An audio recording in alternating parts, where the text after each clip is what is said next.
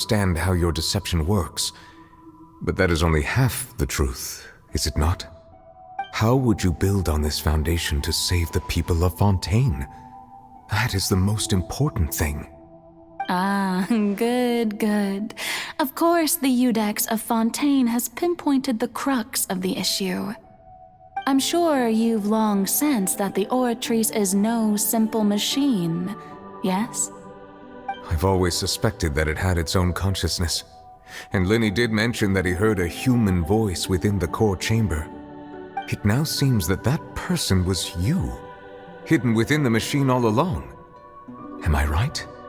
And then I became one with the Oratrice, taking Fontaine's gnosis with me.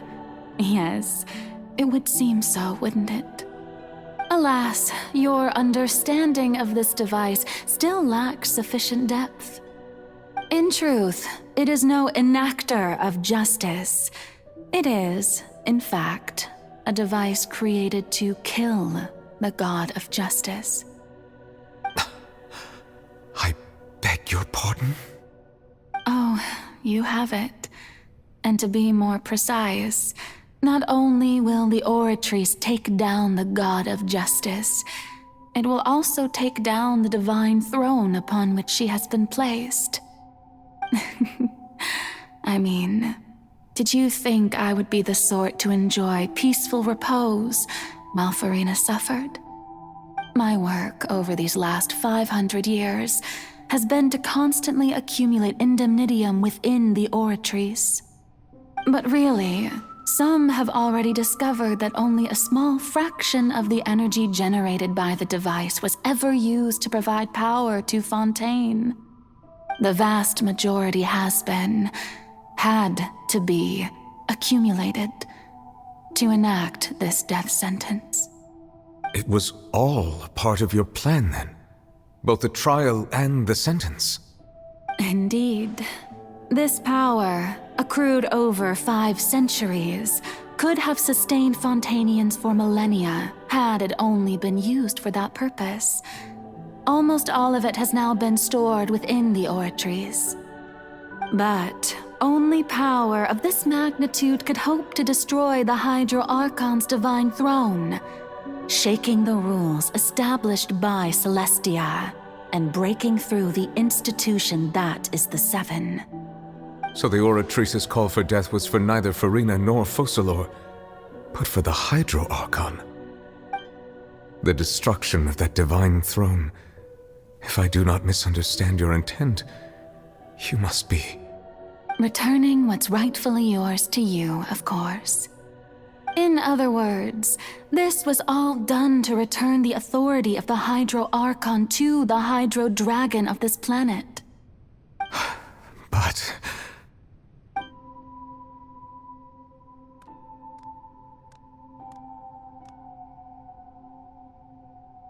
Oh, what? Getting sad again, are we? The authority of the ancient dragons shall soon be yours once more, O Hydro Dragon Sovereign. And this is the face you make. all you've done throughout the years is just so you can sacrifice yourself at the very end. I've never quite seen it that way, you know. Even now, I'm quite pleased at how well my deception worked.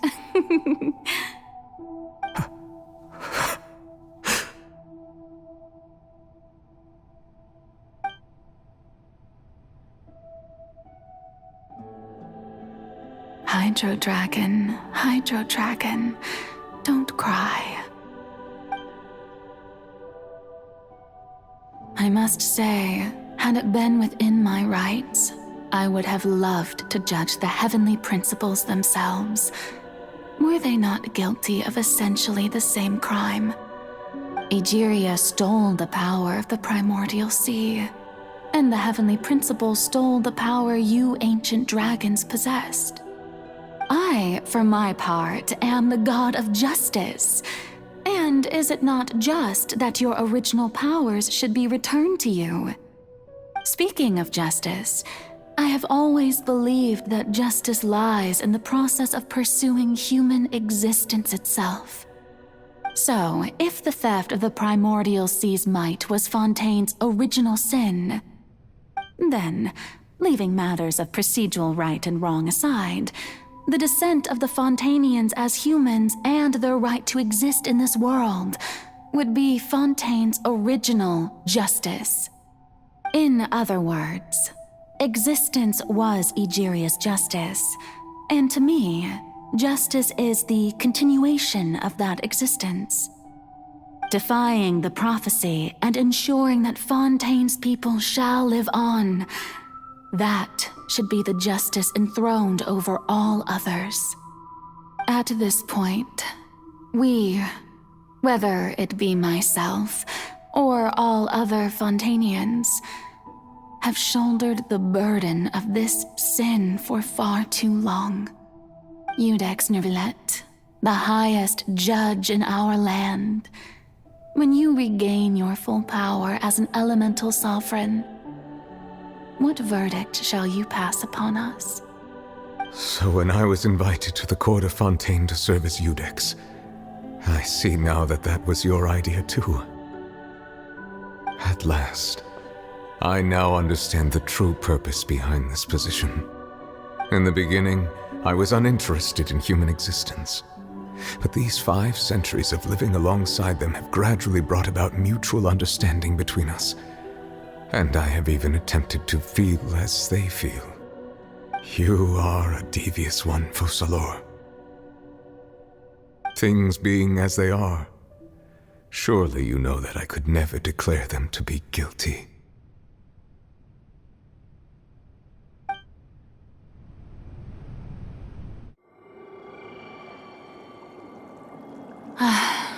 The hour of my execution is almost here.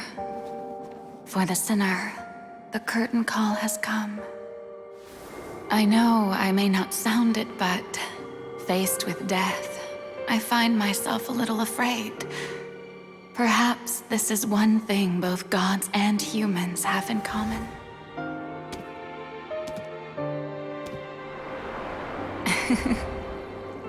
Farewell, Nervillet.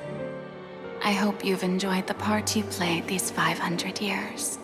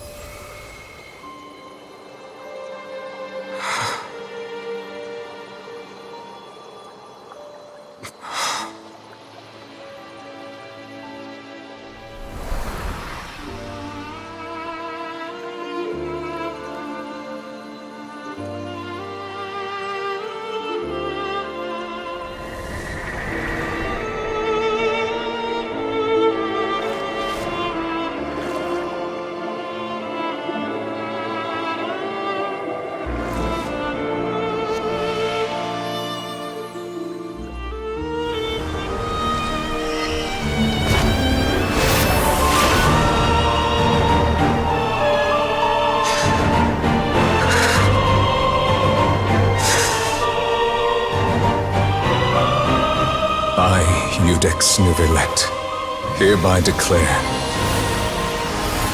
people of Fontaine, your sins are forgiven.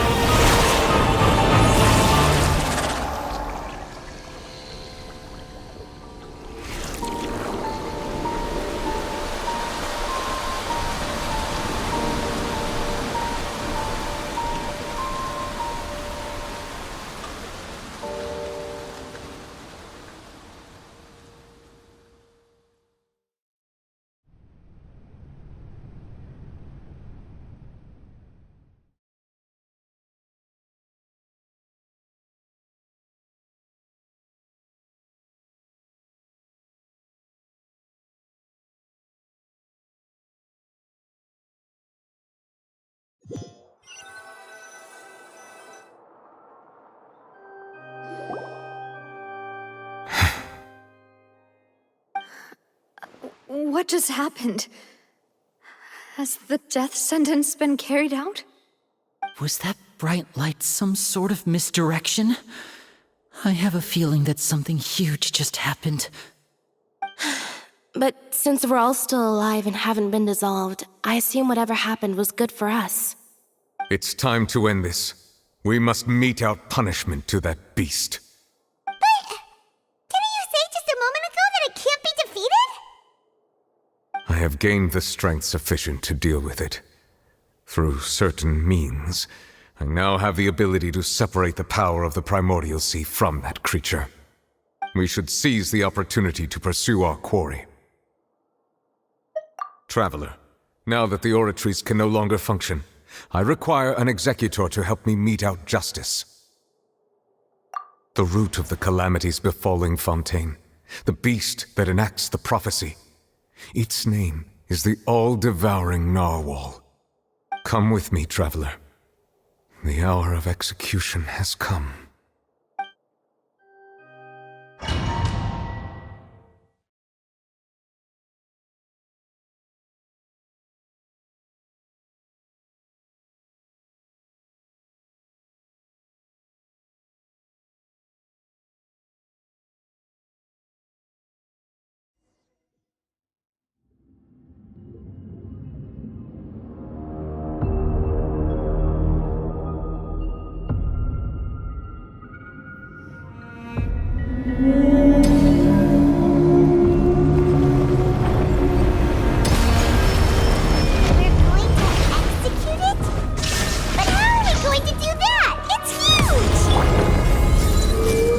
Done my best to separate the power of the Primordials from the land. Considering the size of the beast, I cannot reach the power source. Unless we can find a way to attack it from within. Prepare to follow the ancient dragon's power. We shall look for an opening together. I can feel its sorrow turning into hostility.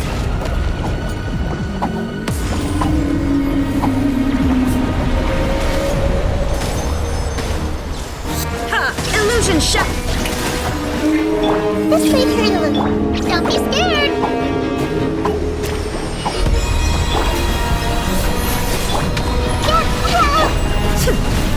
There is no escape! The all-devouring narwhal cannot resist its instinct to devour. Continue to trigger its hostility. Chance will present itself.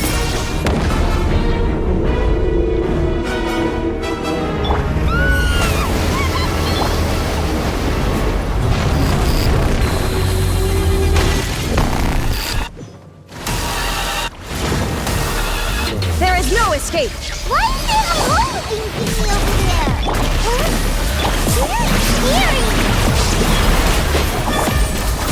Very scary! Commit to memory! Don't forget that you were playing! Torn to oblivion!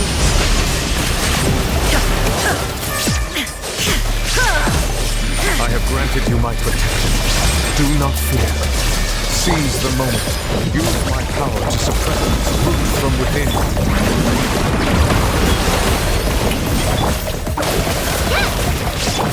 Inazuma shines eternal!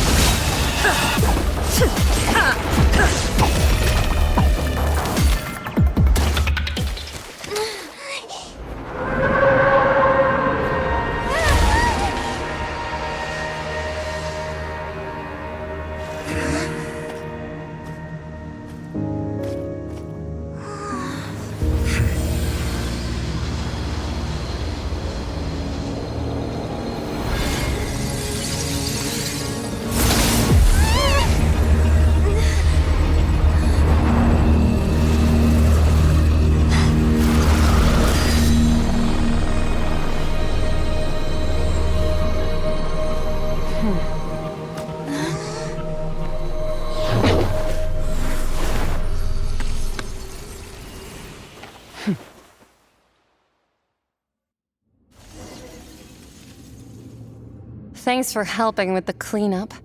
It should have been my job, but... oh well. It was just supposed to be a short private training session for me. I didn't think that my disciple and my master's pet would start brawling in the meantime. Well, actually, I had a feeling that it would happen at some point, but they bumped into one another earlier than I thought. What a blunder. I suppose I'll have to swing my sword 3 million times as penance. That power. Who are you exactly? Paimon has an idea.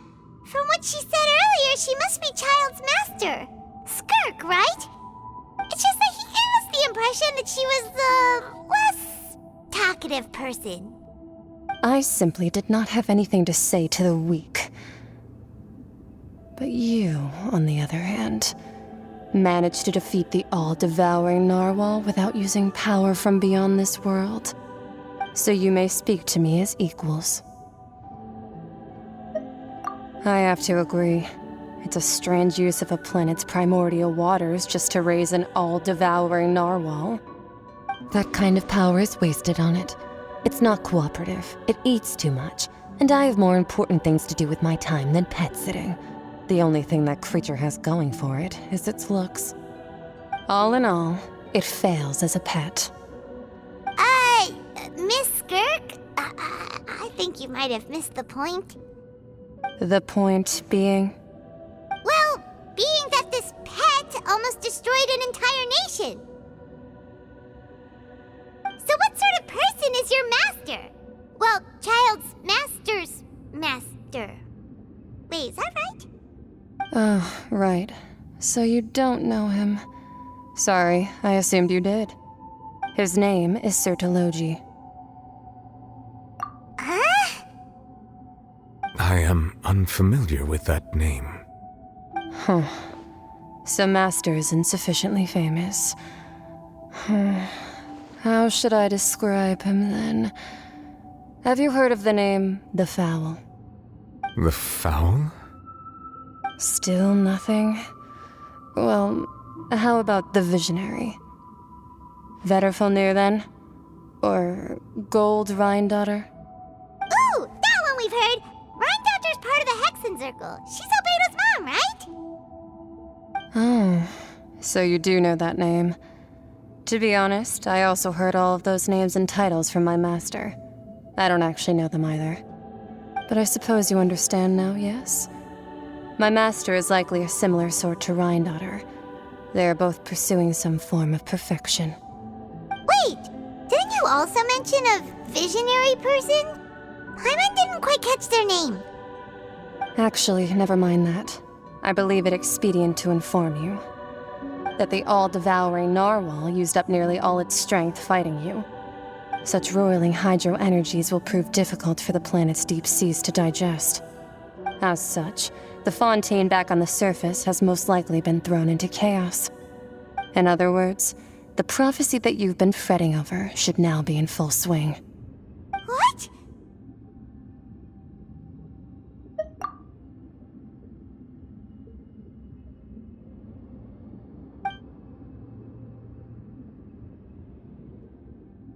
Not to worry.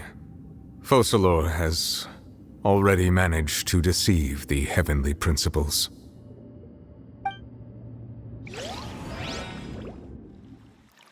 In the end, the people will all be dissolved into the waters, and only Farina will remain, weeping on her throne.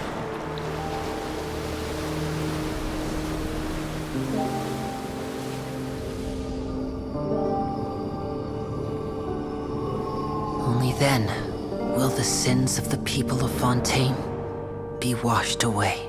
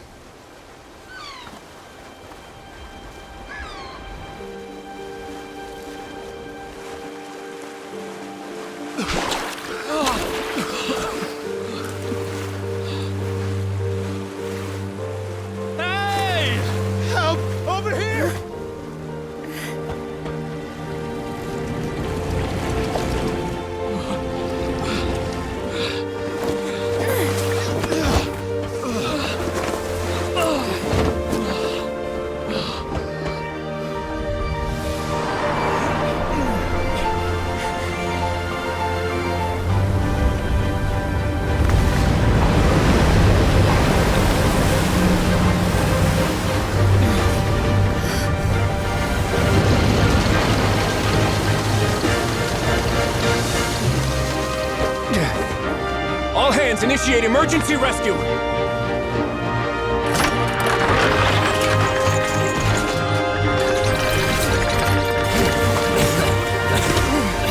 Hurry!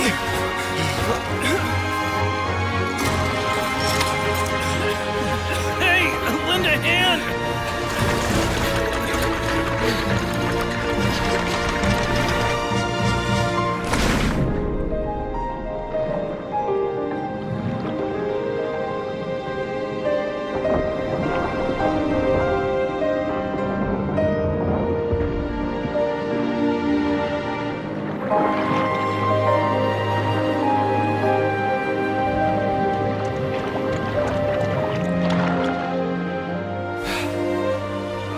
Look! The water's receding!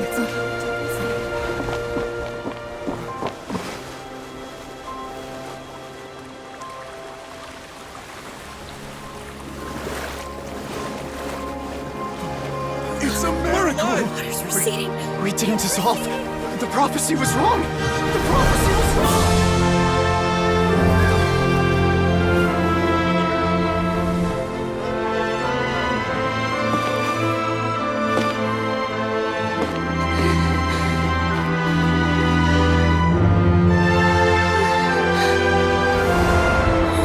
Are you alright? Yeah. We're saved. The prophecy was wrong.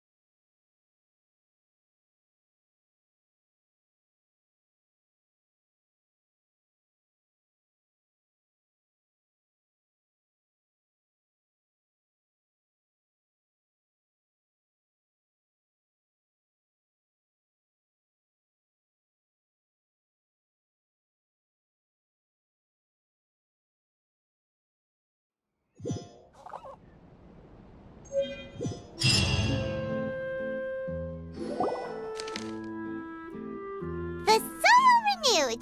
The Spina di Rosula talks post-disaster rebuilding.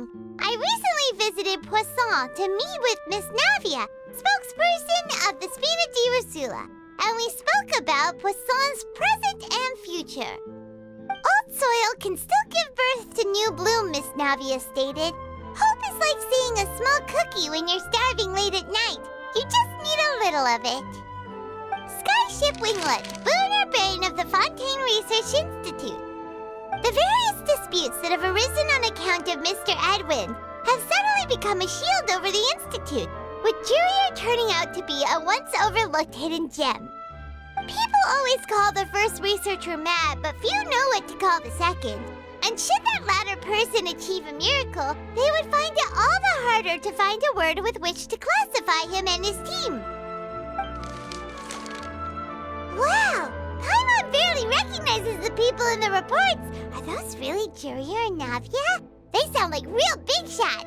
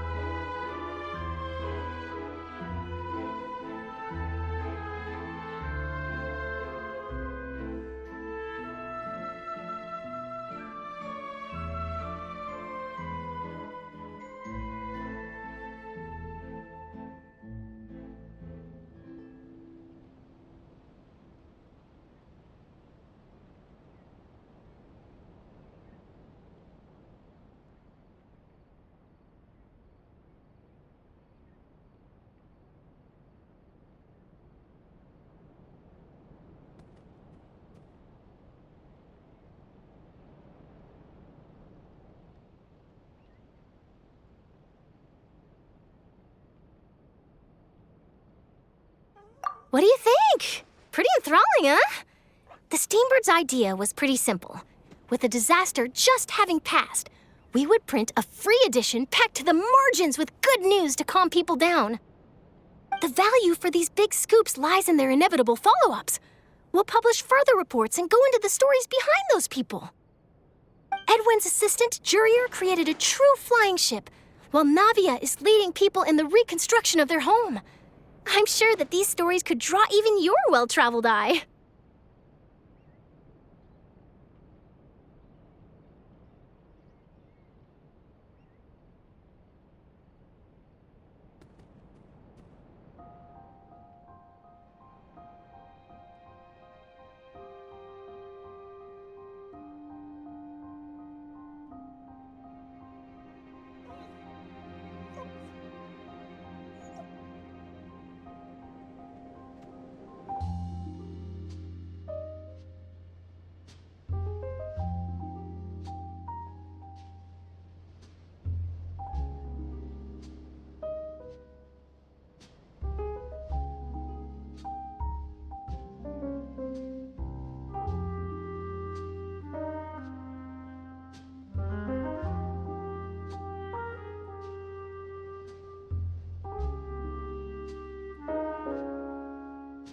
Hyman's curious too! Wait a minute. Didn't we watch everything happen from start to finish? What's there to be curious about? And that's exactly why I'd like you to come conduct interviews with me. You're the best incubators of news, if you haven't noticed. And also, with you around, I'm sure I'll get to see that Duke. Are you sure? Hasn't he turned you down several times already? Oh, this time will be different. Come on, let's head to Poisson first, and then make a trip to the fortress. There are some things you'll only know when you get there.